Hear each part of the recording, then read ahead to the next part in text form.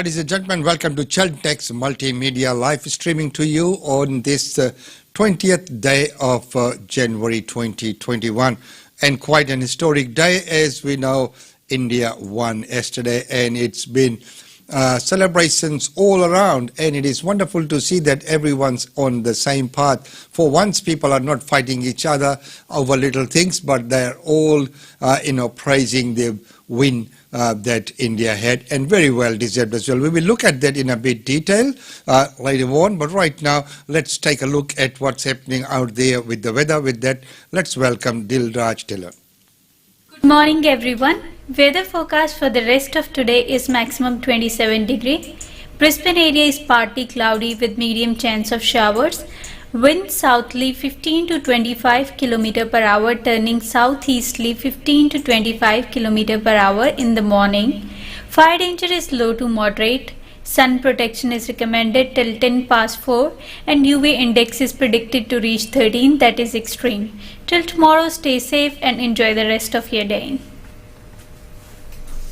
And thank you very much for that, Dilraj. And it's a wonderful day out there, as has been mentioned, and we have seen the end of that cyclone that we were all worried about or talking about. Well, right now, let's take a look at the match that everyone's been talking about. And of course, it is just so wonderful to see, the win. But right now, as the Indians exploded with joy over the cricket win at the Gabba, which is a very, very historic win as well, making history at the Gabba Stadium in Brisbane right here, where we're streaming from, and it is wonderful that it was made here. And cricketing legend Sachin Tendulkar summed up the mood. Here's what he had to say. Every session we discovered a new hero, and it's quite true. He said on how an untested and inexperienced team, which had so little going for them, and managed one of the greatest victories of the test, and that's wonderful that he would say that every time we get a hit, we stayed put and stood taller. We push the boundaries to believe and play fearless but not careless cricket. The Indian Prime Minister Narendra Modi ji congratulated the team for its stellar intent, remarkable grit and determination in retaining the Border Gavaskar Trophy and defeating Australia at the Gabba Fortress for the first time in 33 years. The celebrations in India were well the sweeter because the victory was also unexpected. Many Indians expected little after India won the first test match, in which India were bowled out for a humiliating 36 runs, their lowest ever test total.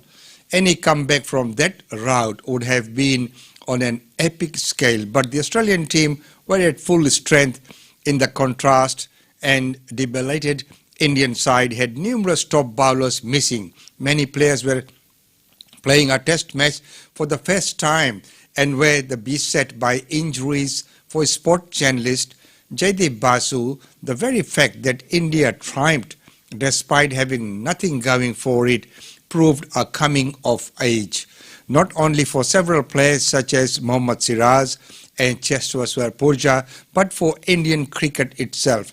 The result showed the depth of Indian cricketing talent and the vast sums of money that have been spent on recruiting players from small towns and training them is now paying off. We have shown that the young, untested players can do quite well, said Vasu in a line.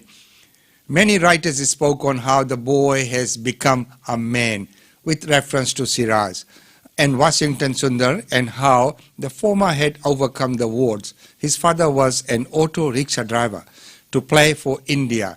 Former cricketer Sunil Gavaskar praised the team for giving India a magical moment, saying they were not prepared just to save the game, but they were wanting to go out and finish the tour with a blaze of glory. Young India has done it. Young India has shown the way. Young India is showing that they are not afraid, referring to the injuries.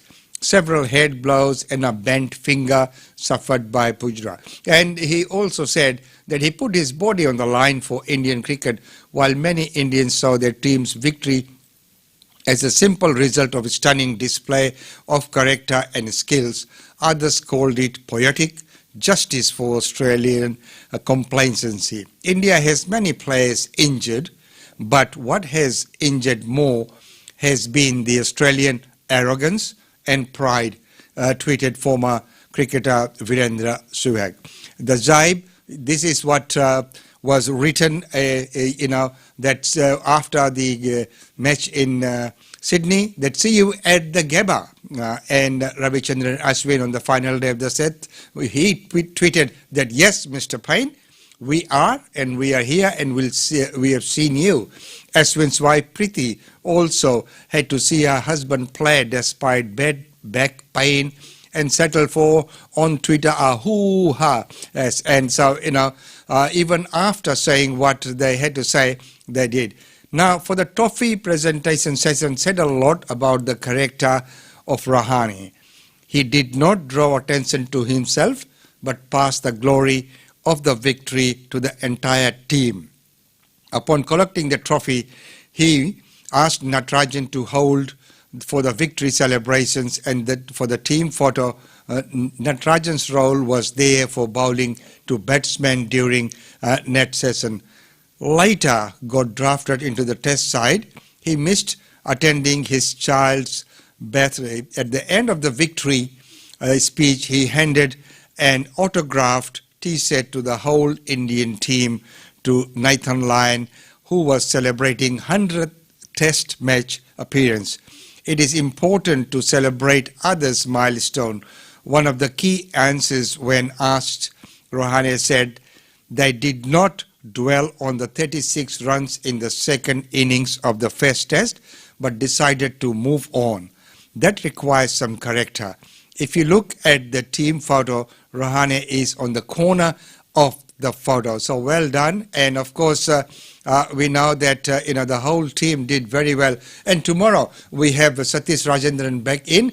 Today he is going to run off and do a few little things and gather all the information. So he'll bring an in-depth analysis of the match and how it progressed. But that's all coming up tomorrow. But right now we'll be moving on with the interview for today, the section for today, which is with GlobeNet Reality.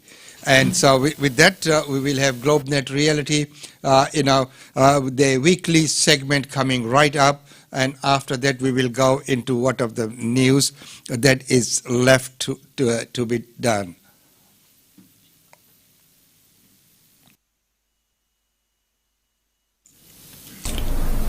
Well, Mr. Chandra, once again, it's that time of the week when we bring to you all the updates. So once again, welcome to the show. Good morning, and thank you so much for having me on the show. Thank you, Australian Union Radio, for having me on the show once again. Well, it's wonderful that you could make it and also provide all that very, very important update to all our listeners and viewers out there. That's much appreciated. We've been receiving some very good reviews, and of course there have been some questions that have been coming. Some people have asked that if you could focus a little bit on the northern side as well, as to say what's happening in the northern suburbs as well, because people are interested in that as well. So moving on with the show today, let's take a look at what has been happening around all the capital cities and about the home change value since the last time we come. As we know, every week there might be a slight variance, but what is it up to date now? Yeah, the capital city home values haven't changed that much. Sydney market was weekly change was 0.1%, and the yearly change was 2.2% in Sydney markets. Melbourne was 0.1% as well, and the yearly change was minus 1.9%. It remained the same as last week. Brisbane is 1.2% change, a weekly change, and the yearly change was 3.9%, which was a little bit higher than compared to last year. Adelaide change was 0.3%, and the yearly change was 6.1%. So that one was quite high. Perth is 0.2%, and the yearly change was 2.4%. And the combined 5 capital cities of Australia was 1.5% was the 12-month change, and the weekly change was only 0.1%. So that shows that hasn't been a drastic change.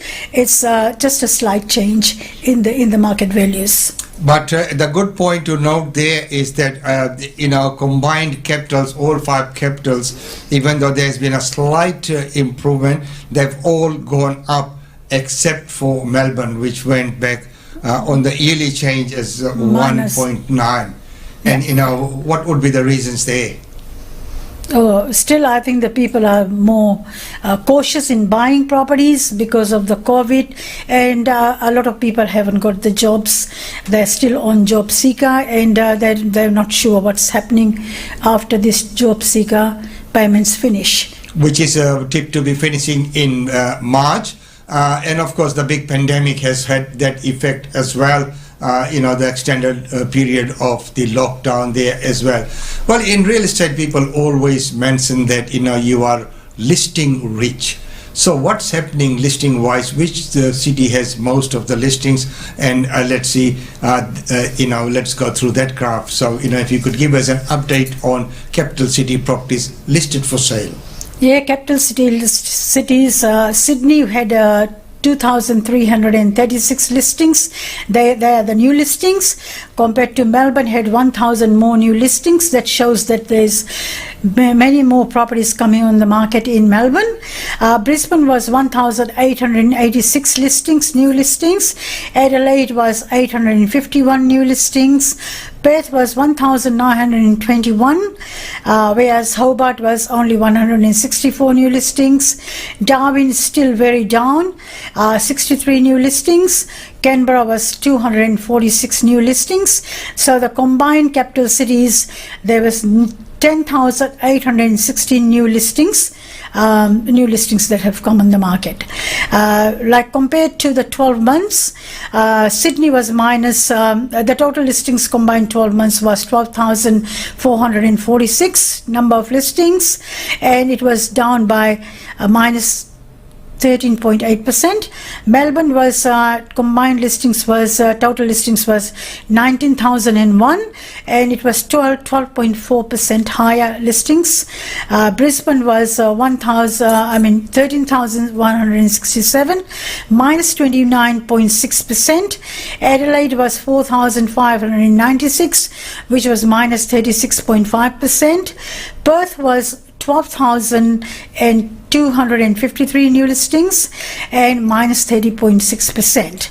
Hobart was 631, where was minus 27.5%. Darwin was 585, minus 42.9%. Canberra was 1,156, minus 40.3%. The combined capitals was 63,835 new listings, and it was still minus 19% down. So the combined total was 63,835 new listings. Well, once again, looking at that graph, it's quite interesting to see which we have been looking at it. The two areas which have a very big bearing on the graph is number one, Melbourne, which is the only one which is in plus. So there's 12.4% more listings there. Every other place has gone in minus. And Darwin, there's minus 42%. So on one end of the scale, we have plus 12.4, and on the other end, we have minus 42.9. So, people are not selling in Darwin, but buyers are stocking up there. They all want to buy there, and that's what's driving the prices there as well. That's why the number of listings there is very less, but the prices they're getting are very high.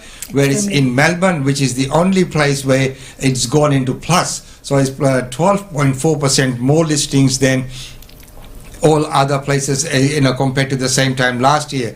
And these two on the opposite ends of the scale have a big impact on the overall graph, which is at minus 19%, when you look at all the other cities. So quite interesting graph there. It is. Okay, now, of course, when we look at listings and what's on the market, and everything equates down to sale. In real estate, nothing happens until anyone makes some sale. So private treaty sales, if you could give us both, maybe probably the houses and units both, please. Yes, in Sydney market, there was total number of sales was 1,161, and the median price was 828,500, whereas unit in Sydney was the number of sales was 595 and median price is 650,000. So that's quite stable in the unit and apartment prices. Melbourne was the number of sales was 1,561. 705 is the median price. It has gone down a little bit in median price in Melbourne in houses, and 775 properties sold, units and apartments sold, and 585,000 was their median price. Brisbane only 850 sales. Median price still is very stable, 525,500, and that's the median price in Brisbane in houses, and 231 properties sold in apartments and units. 410 is the median price. It's quite stable as compared to the last quarter. Adelaide is 597 sales in houses, and the average price is 505,000, whereas 119 units and apartments sold. The median price is 375,000. Perth was 877 houses, and 490 is the average price, and compared to the units and apartments, 247, and the median price is 395,000. Hobart is 118 sales. Average price is quite high there.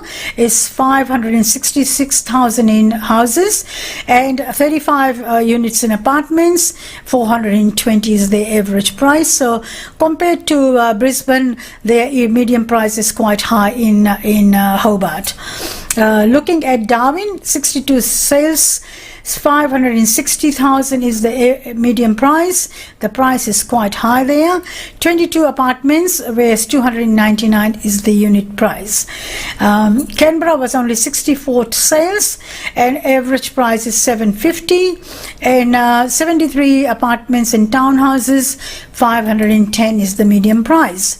So the combined capitals, the total number of sales was 5,290 in houses, and median price is $640,798,000, and whereas 2,097 units and apartments, and the median price is $541,504.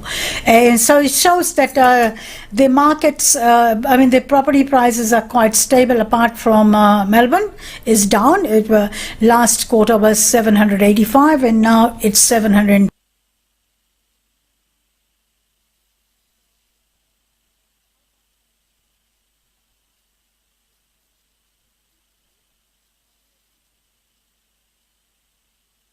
And when we look at Canberra, I'm really surprised that Canberra is 750,000. That's quite high for Canberra. Yeah, exactly, because Canberra and Melbourne prices were very similar. But if you look at the prices now in Melbourne, it's 705, and Canberra is still holding. Yes, and Brisbane, price-wise, is still behind Darwin and Hobart. Yeah. Brisbane is the right place to buy. The prices are quite stable prices, and if you are investing, Darwin, you might get more rent. In Hobart, you might get more rent because the supply is fairly limited over there, and the demand is quite high.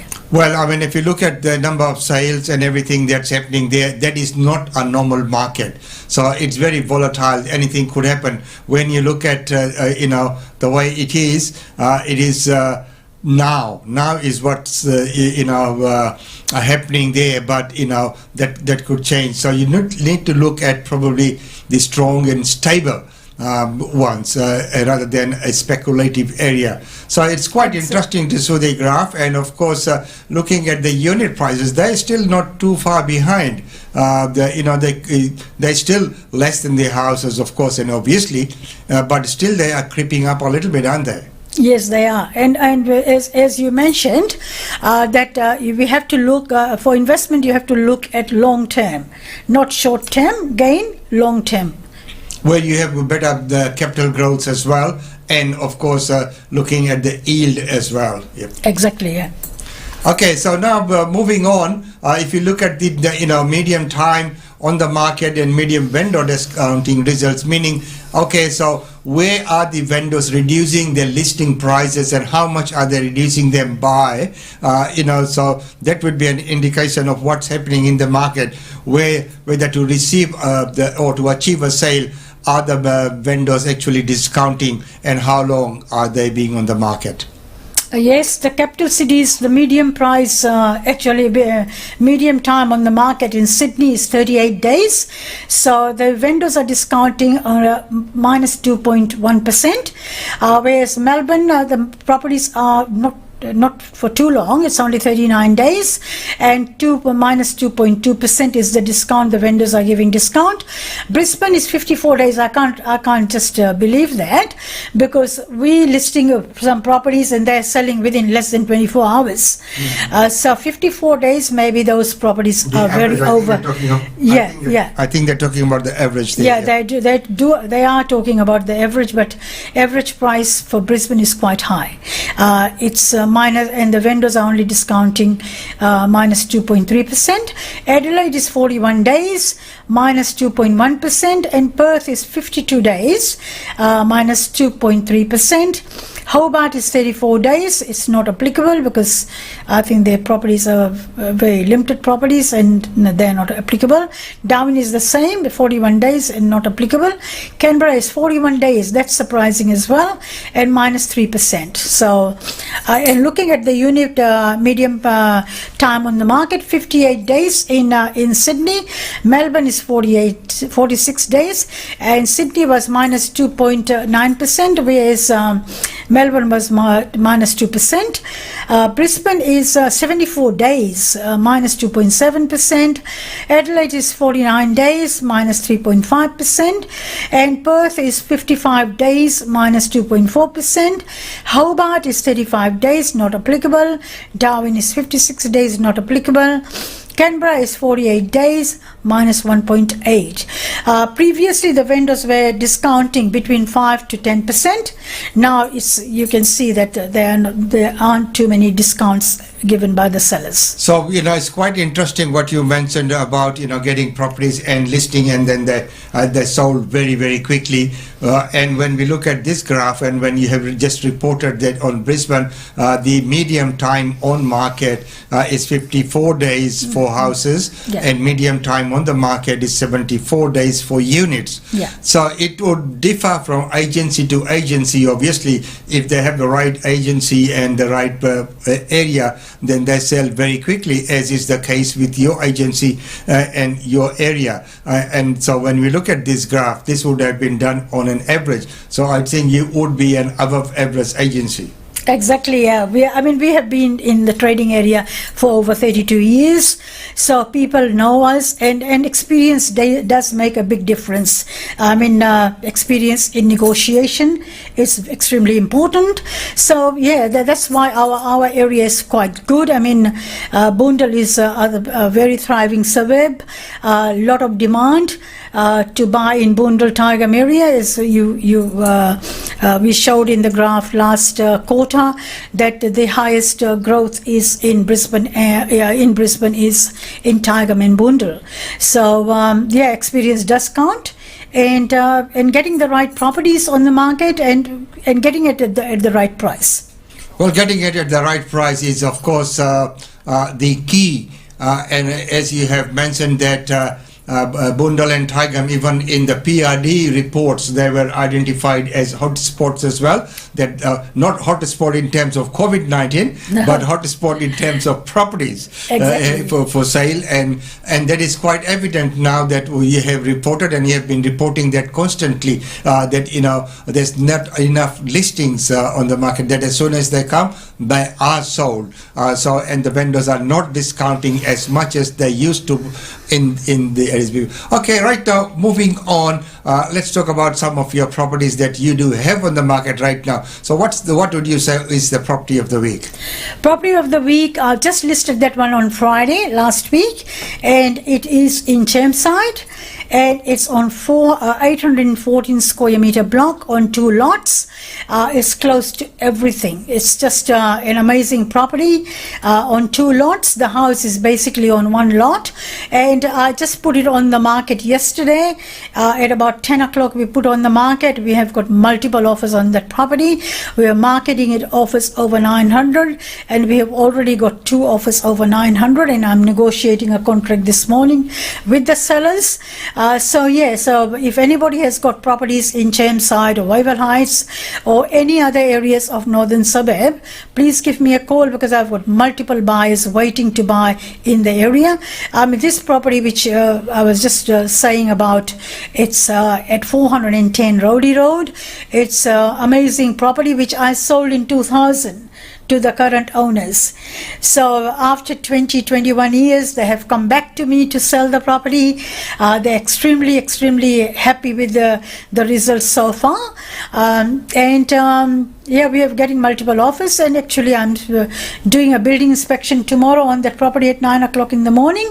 And we have got quite a lot of buyers who are making offers higher than what I've got at the moment. Okay, so that's quite interesting that you sold it to the these vendors about 20 years back, and they've now come back to you.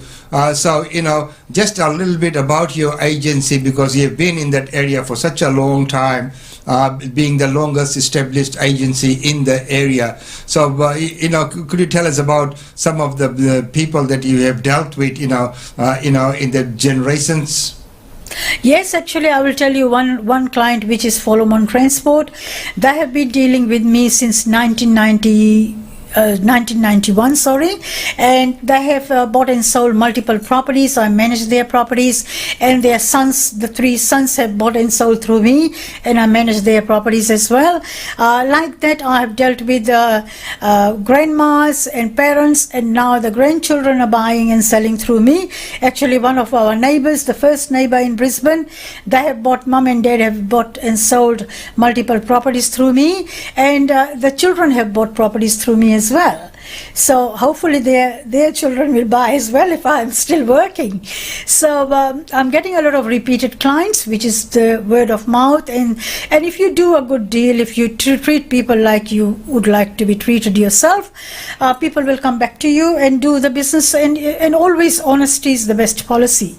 Be honest and be very firm on the pricing as well. Let them know that this is what the market will fetch. I mean, I always say I'm not the buyer, so the buyers will put the right price, and we can try, if some of the owners want a little bit higher price, to list at higher price. But then after 2 weeks, we look at the offers we are getting, and then we correct the price from there on. It is always the target correction in the right direction that makes a difference, and you very well said about being firm and being truth and being upfront about the things. There are many times vendors might not like to hear the things, but if we just tell them what they want to hear, they're not going to achieve that quickly. So that's where the experience and expertise does count in. So well done, and very nicely said there as well. Well, right now, just before we finish off, we know the other equation in real estate is the rental. So what's the rental market doing at the moment? Our rental section is doing extremely well. I mean, we have listed a couple of new rentals where I was saying that there was break lease. There's last week we discussed about break lease. There's 2 more break leases coming up, and hopefully we are getting about $40 per week more than what it was rented before. So Vicky has got, she's put the property on the market on Friday only, and she's got multiple people who would like to inspect, and we are showing them on this coming Saturday, and she has got about 4 applications already without viewing the property. So I think all up she was letting me know yesterday that she's got about 15 inquiries on this property. It's a 2-story home, 4 bedrooms, 2 bathrooms, 2.5 bathrooms, and double garage, and it's quite a nice modern property, and which was rented for $485 actually, and she's getting $540. Okay, so just the one last question is, when all the last March, when the pandemic hit, and there was lots of talks about, people breaking leases or running away, doing their runners and not being able to pay rents. And of course, the landlords were very worried that what's going to happen, that the government's putting a protection, that they will be in a position where they will not be able to meet their mortgage and other things. So did you see that happening, or was it all just rah-rah and nothing like that happened, and your tenants are up to date with rent?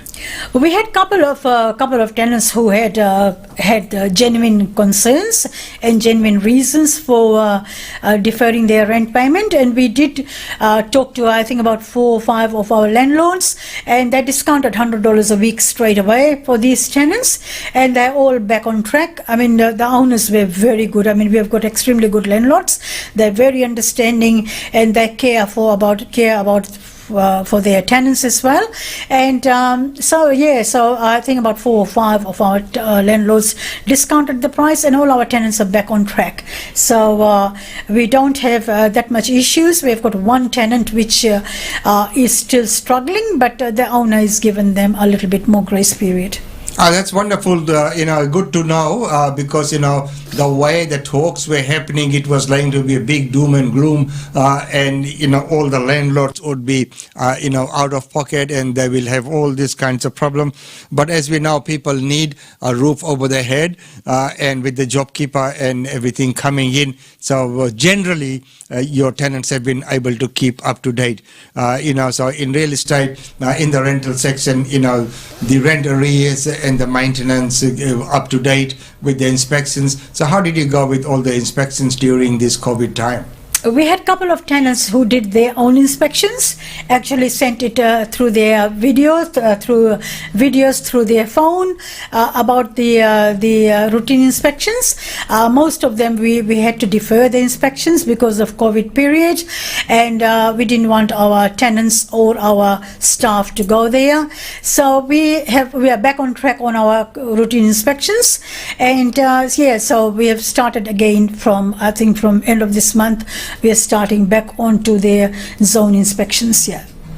Well done, and thank you very much for that update, and of course the insights that you have provided to everyone.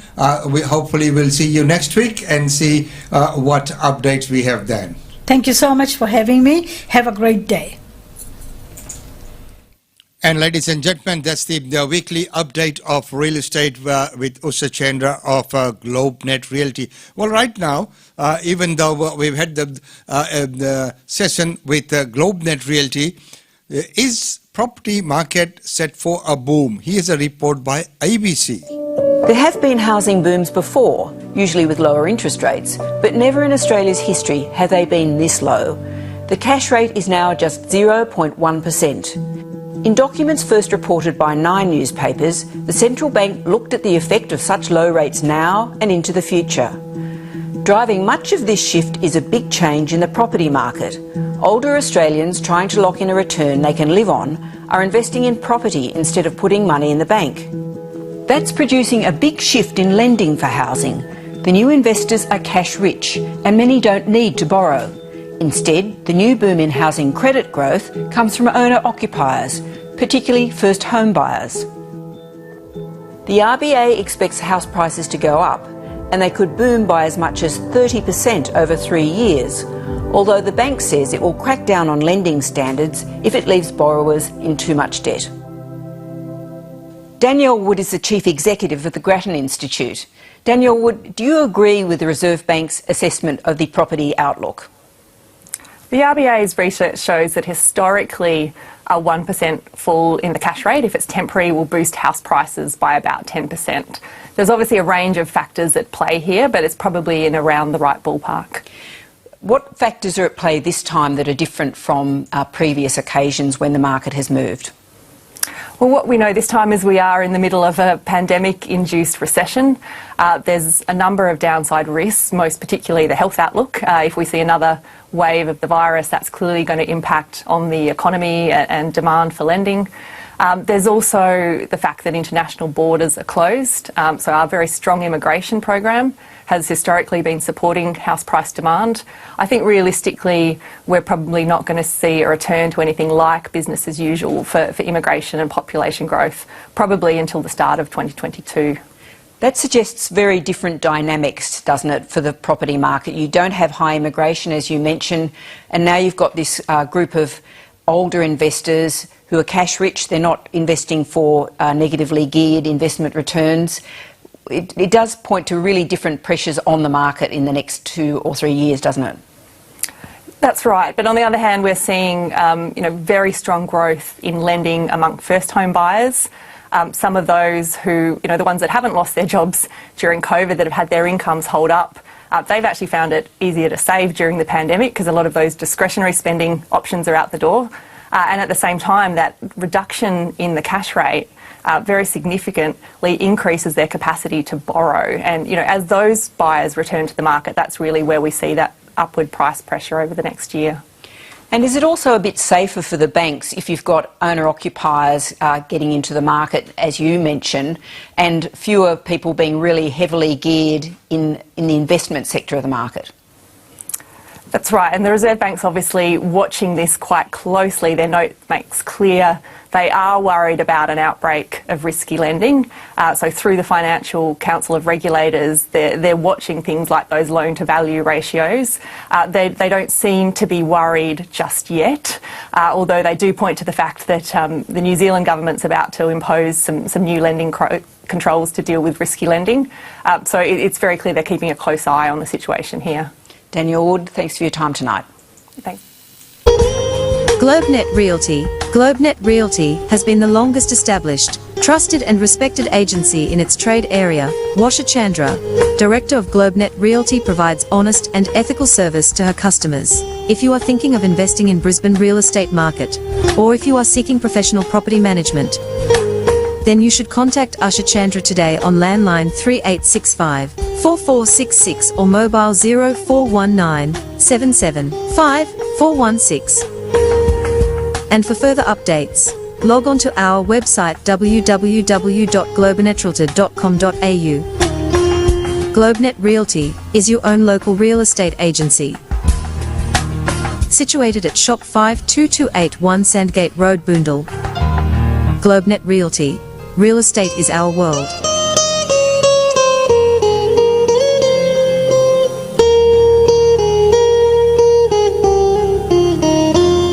And real estate is the world, and no wonder they bring all those reports to us every week.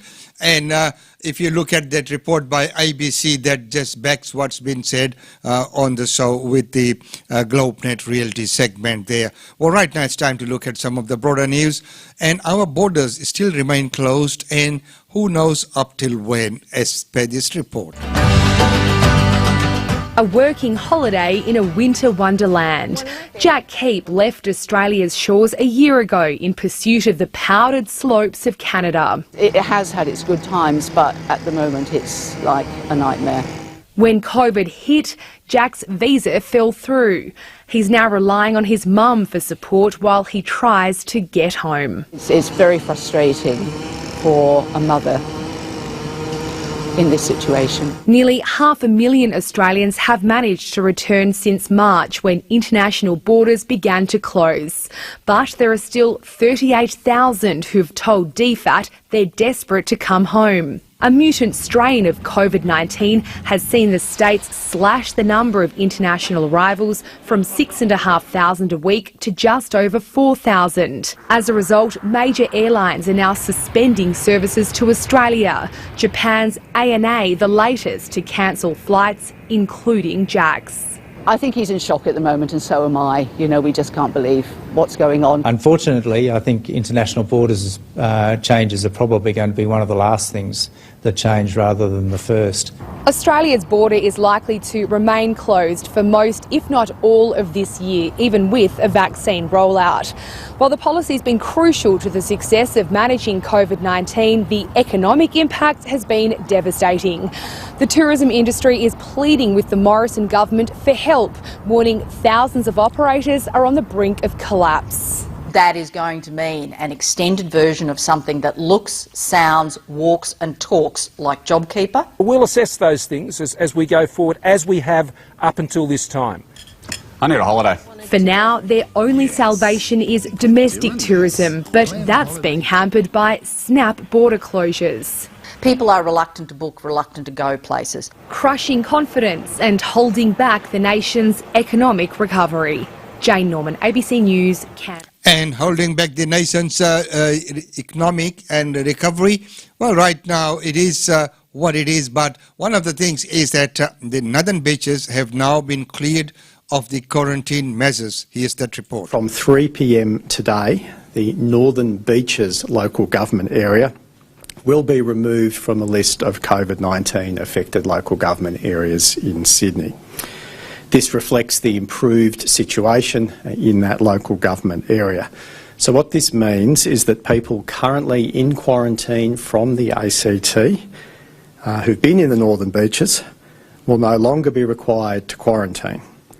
People who are in the ACT from the Northern Beaches will also no longer be required to quarantine. People will be informed of this change via SMS and email from ACT Health. Now, I understand this is about 75 people who are in this circumstance who can come out of quarantine from 3 p.m. today. There remain 10 COVID-19 affected local government areas, and they are as follows: Blacktown City, Burwood, Canada Bay, Canterbury Bankstown, Cumberland, Fairfield, the Inner West, Liverpool, Parramatta and Strathfield. So those local government areas remain on our list. They are there because they pose a high enough risk to the ACT for us to retain our existing travel and quarantine requirements. We continue to urge Canberrans not to travel to those local government areas. In terms of the next checkpoint, ACT Health will continue to monitor the situation closely, day by day, and we will continue our deep engagement with our New South Wales counterparts as they continue the work of mopping up the particular clusters that are still prevalent in Sydney. So there you go. That's an update from the Northern Beaches. Good thing is that the quarantine measures have now been relaxed. So that is a move in the right direction, and we just hope that everyone does the right thing and that it is kept under control. Well, keeping under control is what's being complained about by the tennis players. Here's the report on how they're faring in the quarantine or complaining about the quarantine. Freedom at last. After a couple of false starts, players who were cleared of coronavirus left their hotels and hit the courts today, closely watched by COVID marshals and infection control. This is an operational challenge. We are bringing in 470 men, 470 women, 60 wheelchair athletes. It's never been done since the pandemic started. An enthusiastic Diego Schwartzman got the better of his training partner, the 2014 Australian Open champion Stan Wawrinka.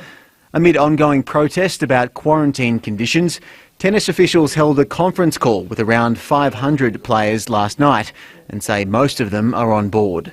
The majority of the players have been absolutely fantastic, and this is a playing group that are a little bit upset with what some others have said because it holds them in bad light in the community.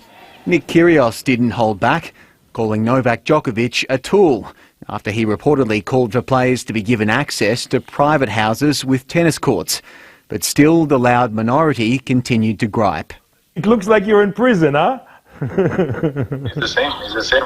Spaniard Roberto Bautista Agut directed his anger at the Victorian government. It's a completely disaster because of that, because the control of everything. They are the rules, and those people are being very well provided for. They knew that that's what they were coming to, and we're not making any changes. Just as you have to abide by the rules of the umpire on the court, you've got to abide by the rules of the health officers when it comes to COVID. 3 new cases linked to the Australian Open have been announced, but 2 have been reclassified as no longer infectious, leaving 7 active cases linked to the event. More than 70 players remain in hard quarantine, confined to their hotel rooms with daily COVID tests. The disrupted preparation has led some players to call for men's matches to be reduced from 5 sets to 3. The tournament organisers say that won't be happening, and they're still confident players will be close to their best when the tournament begins in less than 3 weeks. Tom Maddox, ABC News. And of course, the condition of those rooms, before and after would be interesting to see as well. Wonder who's footing all the bill. Well, right now going to Western Australia, where the tent city, and the Premier says that these are professional protesters. There are professional protesters organising people to go to that camp. Many of those people already have accommodation. They have services available. And the protesters, the professional protesters who organise it, are often people from organisations like Extinction Rebellion, basically anarchists. And they are coordinating this as some sort of protest movement. We're investing more than ever before into new social housing, $1 billion, homelessness services, $100 million a year, and new builds of housing across the state, which is going the strongest in living memory. But, people are out there deliberately organising some of these people to go to the site as a protest. And what they're doing is taking advantage of vulnerable people. They're using vulnerable people for this purpose. I just urge all of those people access the services, and often these people have complex mental health, drug addictions, alcohol addictions. I just urge them use the services that are there. We have spare beds currently. We have services available. Some of those services are actually in Fremantle, and we're expanding those services as we speak. So, we do our best, and we are doing our best. I just urge the organisers to stop exploiting vulnerable people. Stop exploiting vulnerable people, and that's what happens many times with many kinds of protests, be it anywhere in the world. There are genuine people who have reasons, and then there are others who are brought in or bought in it sometimes as well, like the Premier said, professional protesters. So protests are there, and many times who's driving it, who's behind the whole scenario, often leaves a lot to be desired. Well, right now, here's the farewell speech. My fellow Americans, 4 years ago, we launched a great national effort to rebuild our country, to renew its spirit, and to restore the allegiance of this government to its citizens. In short, we embarked on a mission to make America great again for all Americans. As I conclude my term as the 45th President of the United States, I stand before you truly proud of what we have achieved together. We did what we came here to do, and so much more. This week we inaugurate a new administration and pray for its success in keeping America safe and prosperous. We extend our best wishes, and we also want them to have luck, a very important word. I'd like to begin by thanking just a few of the amazing people who made our remarkable journey possible. First, let me express my overwhelming gratitude for the love and support of our spectacular First Lady, Melania. Let me also share my deepest appreciation to my daughter Ivanka, my son-in-law Jared, and to Barron, Don, Eric, Tiffany, and Lara. You fill my world with light and with joy. I also want to thank Vice President Mike Pence, his wonderful wife Karen, and the entire Pence family. Thank you as well to my Chief of Staff, Mark Meadows, the dedicated members of the White House staff, and the Cabinet, and all of the incredible people across our administration who poured out their heart and soul to fight for America. I also want to take a moment to thank a truly exceptional group of people, the United States Secret Service. My family and I will forever be in your debt. My profound gratitude as well to everyone in the White House Military Office, the teams of Marine One and Air Force One, every member of the armed forces, and state and local law enforcement all across our country. Most of the final Thanksgiving and the farewell speech there with outgoing President. Well, right now, let's take a very quick look at some of the functions and events happening right here in Brisbane.